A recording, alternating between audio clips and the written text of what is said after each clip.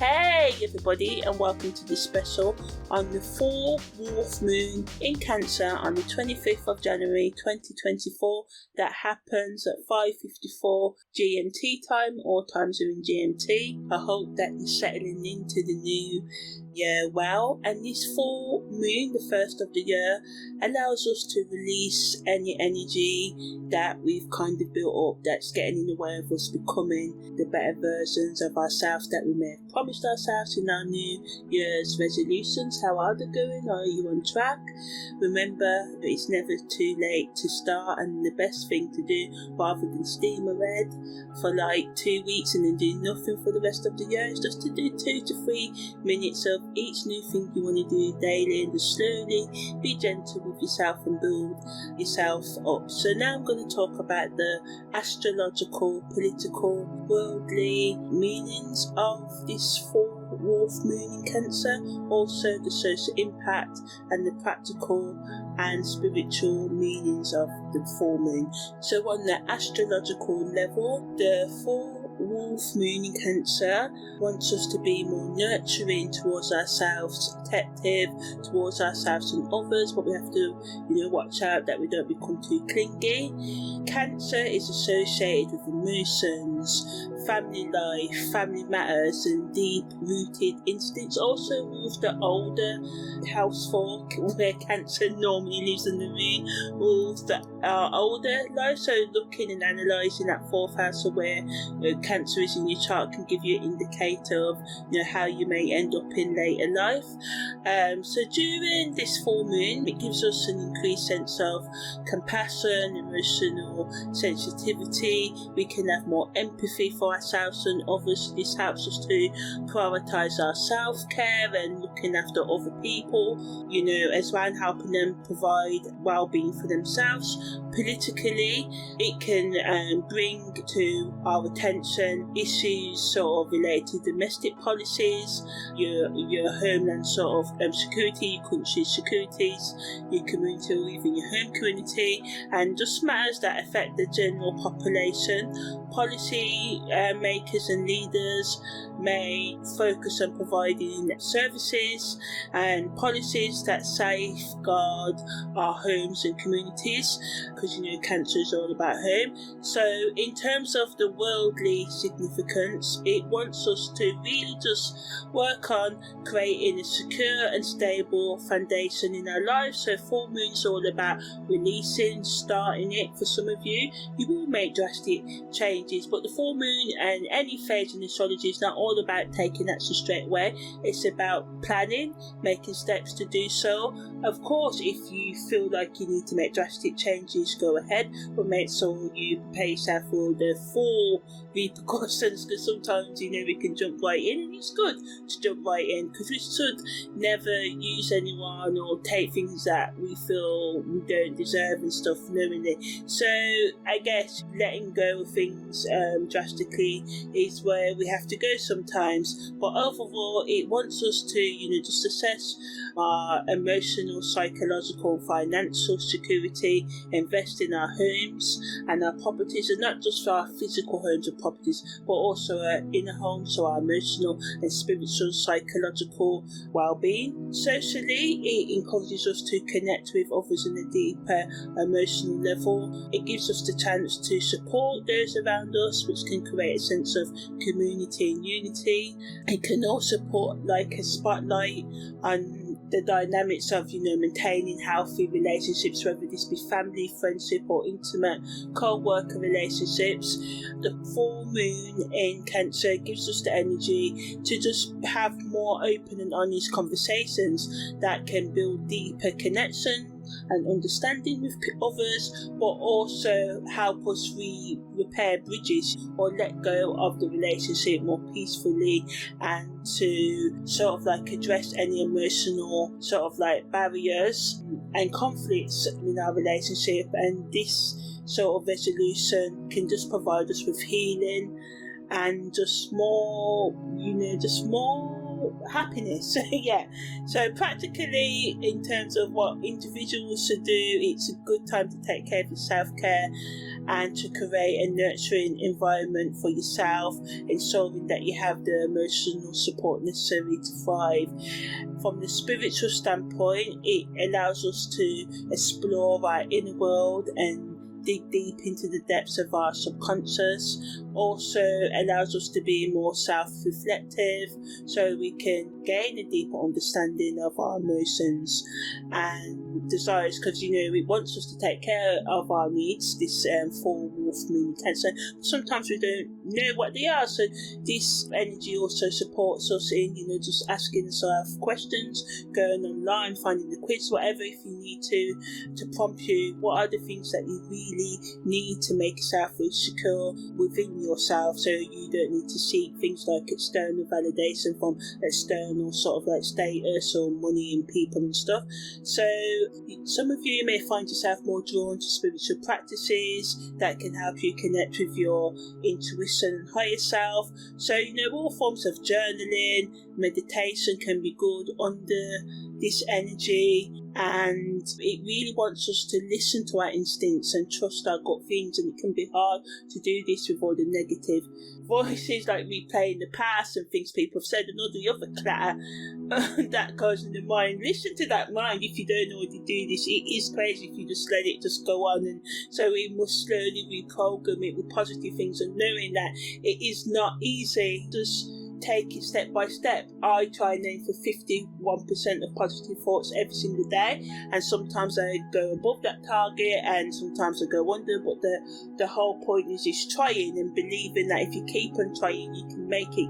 Sometimes we don't get better in our lives because we give up on ourselves, and failure can be a hard cross to bear, and then we share our wishes with other people and they tell us that we can't do it or make us feel silly. So this is why sometimes it's best to keep some things to ourselves until when we can build that inner confidence, which is like, I don't care what other people say, I'm going to do what I want to do, respecting other people's boundaries, but also letting go of the societal expectations and external pressures that push us to be something that we're not, and to prioritise your own sort of like authentic self-expression and thoughts, and doing all you can to heal your psychological and spiritual and emotional wounds, so you can learn to filter out all the other voices and find that still voice which always leads you to your highest good.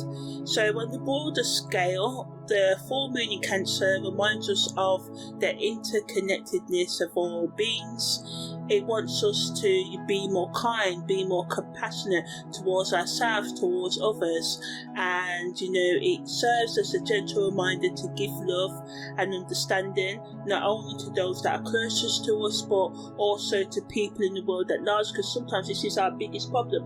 All the conflict, all the world problems stem from we've got conflict with each other, and the reason why we all got conflict with each other because we've got so much unresolved conflict going on within ourselves. So I believe if we resolve this conflict, we can help resolve the world's problems, not with a magic wand like hey presto ta-da, but with practical day-to-day action on trying to heal ourselves on the emotional, spiritual, psychological, physical and financial levels. So the full moon in Cancer invites us to slow down, reflect and prioritise our self-care, and just to create a nurturing environment for ourselves and ensuring that we've got everything we need to sort of like thrive.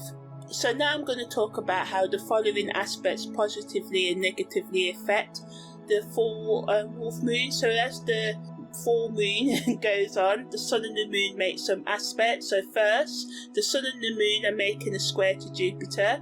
So this can make us more emotional and have exaggerated reactions, so we can get touchy over things that people say or perceive wrongs and stuff. So as I said in the intro, the moon in Cancer can make us moody, so it's important to remain mindful and balanced at this time, and just trying to give grace when you're boundaries are overstepping, try and be assertive but not aggressive in enforcing them, and just try be understanding. It gives us the power to explore new opportunities and take bold steps towards our goals and repairing our relationships, and it also helps us to step out of our comfort zones and expand our horizons on the positive end, so that's good. The moon's quincunx to Saturn also adds to the discomfort and unease of the day. It reminds us that we may need to change and adjust several times a day our approach to life, and over the next 2 weeks as well, wanting us to be practical in meeting our emotional, financial and all other needs as well, and also supports us in that self-improvement, awareness and acceptance, love and forgiveness as well. It pushes us to confront our emotional blockages and the things that are getting in the way of our progress, and to find innovative solutions, new solutions, and looking at it in a new way, or just being open to accept any advice we may have had in the past. We all do it, that we may have put off, that we know if we took it would change our lives. So yeah, it gives us Saturn's stability, gives us the power to overcome obstacles and move forward.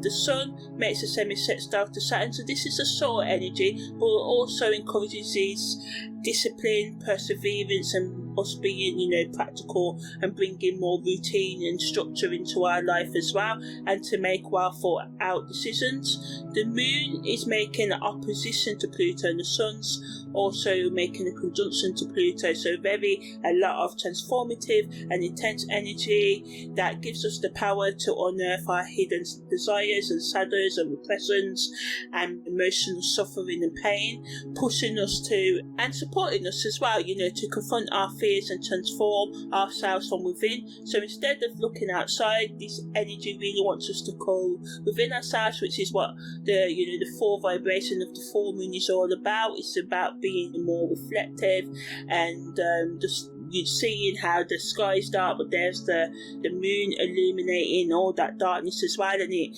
acts as a symbolic reminder for us to do that within ourselves as well. So although this energy that pushes us, this is why we have addictions and self-destructive behaviours, and numb ourselves from our pain, because it can be overwhelming as we confront our emotional and spiritual and psychological baggage, and just facing the power struggles and just the ways we may have let ourselves down, but just to admit that and put all that energy in healing, so we can experience profound personal growth over our lifetime. So it supports us in just sort of like this staying positive. And the sun's quintile to Chiron and the sun's quintile to the moon's north node also adds rays of hope and guidance to this sort of like Pluto energy that sometimes can take us into the dark areas of ourselves and our relationships and stuff, and our finances and the bleak truth. So the sun's quintile to Chiron, quintile is a soul energy in astrology, but it embraces us to confront our wounds, our pain, and to find wisdom and strength in understanding them and learning to manage them and let go of feelings of resentment, bitterness, shame and guilt as well. The sun's quintile to the moon's north node helps us to align with our true growth and evolution and take responsibility for our lives, and go deep into our emotional feelings and shadow selves as well. And by facing any challenges that come up head on, we open ourselves up to just love and opportunities for growth and inner strength. Okay, so now I'm going to talk about the saving degrees that the moon, the sun, Jupiter and Saturn and Pluto are in, because all of these energies are very potent in terms of the aspects that the moon makes and the sun makes with the other planets, as the moon is in full moon state. So the moon in the 12th degree of Cancer, and this rules the greater curvature of the stomach in our human bodies, and also has the Sabian symbol of a Chinese, doing that again, and also has the Sabian symbol of a Chinese woman nursing a baby with a message. So this symbol suggests that through nurturing and communication with ourselves and others, we can have profound understanding of each other, so supporting everything that I said earlier. But on the negative end, it gives a warning about miscommunication and misinterpretation of messages. So make sure you ask questions and for clarification if you feel confused on what somebody means by what they've said. The Sun is in the 12th degree of Capricorn, and this rules the right knee joint in our bodies. And the Sabian symbol is a student of nature lecturing. So this symbol shows the importance of knowledge and wisdom and using it during this time. It supports us in growing and learning new things and going out into nature and going out into new environments and engaging with new people and sharing knowledge and educating others and allowing yourself to be educated and taught as well. But watch out for being too preachy or dogmatic, thinking your way is the best and only way as you talk about your ideas, as this can alienate others and get in the way of effective communication right now. Jupiter is in the 13th degree of Aries, and this governs the verticals of the brain. So the Sabian symbology gives us a failed explosive device that is concealed safely. So this symbol reminds us that of the hidden potential of untapped energy waiting to be released, and also the possibility of unexpected arguments and stuff as well, so in our relationships. But positively, it reminds us by using our energy wisely and using our inner energy for transformative purposes and our external resources like money and time and stuff for, personal development. Yes, sharing with other people and all the rest of it, meeting our obligations, but taking time to actually work on repairing all the things that need repairing or managing within yourself, or understanding even, and loving, of course, loving within yourself, because even loving our shadows, which can be hard, with shadows can be like yuck ugly when I met my dad, oh my gosh, but we must love it to learn it and understand it and channel it in a more productive rather than self-destructive or destructive to others ways. So this Sabian degree of the 13th degree of Aries, where Jupiter is, wants us to watch out for being impulsive and make sure we think about the consequences before taking action, so we can avoid unintended consequences as well. Saturn is in the 12th degree of Aquarius, which rules the left circulate ligaments in the human body, and the Sabian degree is people ascending stairs, so people climbing upstairs. So this symbol suggests and supports that gradual progress can help us grow through effort and perseverance over time. Remind us not to rush things, just take a slow and steady and well thought out planned approach, knowing to pick yourself up after each fall, which will come, there will be many, but just to keep on going. But it warns us against becoming too focused on individual advancement at the expense of collective well-being. So just reminds us to look after others, not to just climb over people. Yes, we must leave some people behind. Sometimes, people won't respect our boundaries, or we're just going in different ways. But we can always leave with respect and treat people with respect and ensure that, we assert our own boundaries and then let people walk all over us as well. So Pluto is in the 6th degree of Capricorn at the time of the full wolf moon, and the Sabian symbol is a dark archway with 10 logs at the bottom. So this symbol invokes a sense of death, mystery and potential transformation. The dark archway represents a passage or gateway to the unknown, while the 10 logs signify stability and solid foundation. So just backing up, like I said in the intro, this full moon wants us to make solid plans of our future, no matter how far you think you've gone and think, I could never, I'm too old, I'm too this, I could never fulfill my dreams. This Sabian degree of the 6th degree of Capricorn is cardinal, doing, stable, earth energy, wants us to take practical action person, and it also allows us to find hidden resources and a sense of power that can be discovered within ourselves right now or in our surroundings. So a lot of these energies are backing up each other and giving us the chance to take responsibility. And as we use our power and our hidden resources, it's just a reminder to be careful with them, because just as an archway can be both an entrance and exit, the transformative potential of Pluto can lead to both positive growth and disruptive outcomes if not handled carefully. So we have to be careful of balancing the need to explore the depths of our inner world and maintaining stability in our external reality. There's a lot of people get lost in this life and on the path, whether it be for drugs and alcohol or on the spiritual path with spiritual narcissism. We're thinking we know it all, or knowing anything makes us superior. Knowledge doesn't make us superior. We're all equal. We're all at different stages. It's love that connects us all, and no matter how we choose to look at life, we must remember to stay grounded in the reality, and the reality of it all, no matter how much money, status, whatever, we are all human. So this symbol serves as a reminder to embrace change and transformation with wisdom and honouring the mysterious sort of forces at play while remaining grounded in practicality. And this is very, very important, whether you're more of a spiritual or scientific person. So now I'm just going to start wrapping this up. Just the Moon and the Sun and Jupiter and Pluto also make some connections to the fixed stars, which are in the fixed star constellations in each sort of zodiac sign. So I'm just going to talk a bit more about them and what they bring to this full wolf moon.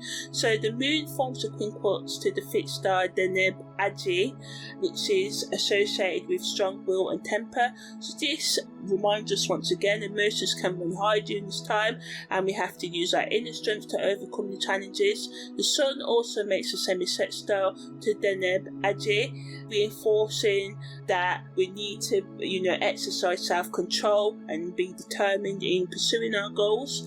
Jupiter's sextile to Mizram wants us to express our opinions and have our say, and supports the open communication and intellectual exploration I was talking about earlier. Jupiter also makes a trine to Thuban, so this gives us protection and reminding us to treasure what is valuable. And often we think this is our possessions and our money and our cars and anything else, but actually it's our health. If we don't have our health, good health, then we can be limited in the things that we can do. So just be grateful for the health that you have and make plans to improve it on all levels. So Jupiter's trying to Thuban safeguards our relationships and possessions at this time, and also supports us in finding true value in the things we think have no value. Saturn also makes a trine to Mizram, so it wants us to and supports us in just being more confident, having our present felt, and having other people have their voices heard as well. Or it just gives us the energy to stand up for what we believe in. Saturn also makes a conjunction with the Agi, and this supports us in maintaining emotional balance as well. And Pluto square to Myrak wants us to be in harmony, to be receptive. So this wants us to be open-minded and flexible at this time and embrace new perspectives, and just to embrace the new. Pluto also makes two sextiles to the fixed stars Ptolemy and Skiat. So Ptolemy is associated with life lessons, so this supports us in gaining valuable insights and wisdom through our experiences, and by approaching challenging situations with a willingness to learn, personal growth becomes possible. Pluto is also sextile in Skier, so this reminds us of critical thinking, the importance of using our own reasoning skills or intuition, encouraging us to be more thoughtful in our day-to-day life and reflect on our lives, words and actions a lot more as well, and allow ourselves to take time out and think about, and this energy supports us in making more informed decisions. Pluto makes a quincunx to the fixed star Regulus, so this reminds us not to take revenge to get our success. It brings to our mind that we shouldn't hold grudges or seek vengeance, as this will always lead to negative outcomes as well. The saying goes, if you're seeking revenge, dig 2 graves, one for the person you or the people you're revenging, and for yourself, because all that hate really does, it just strains and takes up so much energy, and ultimately, yes, some of us make bigger mistakes than others, but we all make mistakes, and this is not to be blasé of any pain, but this is just to foster. I see so much people lose their time and energy being bitter and resentful. And I'm not saying people don't do things that can be hard to forgive, and it's not easy, but it does take a toll on your own emotional well-being as well. So this energy reminds us to seek emotional balance and seek resolution through peaceful means, others rather than take revenge, and this is how we can get success in our lives as well. Pluto trine to the fixed star Alkaline brings a mystical and judgmental energy, and it reminds us that we must increase our intuition and connect deeper with ourselves so that we can just become more discerning in life, because once we know ourselves we can know others, and the world and the people become scarier because we can be more aware of the red flags and the crazy things people do and avoid it. When you see crazy, cross the street, as someone says. So this energy wants us to just be open and just be who you want to be. It's a new year, spring is coming soon, the summer and the autumn will be a harvest. So what do you want to start harvesting in your life during the summer and autumn fall periods? That's one big question to ask yourself. So thanks for listening to this special on the full wolf moon in Cancer on the 25th of January. Take care and see you next time.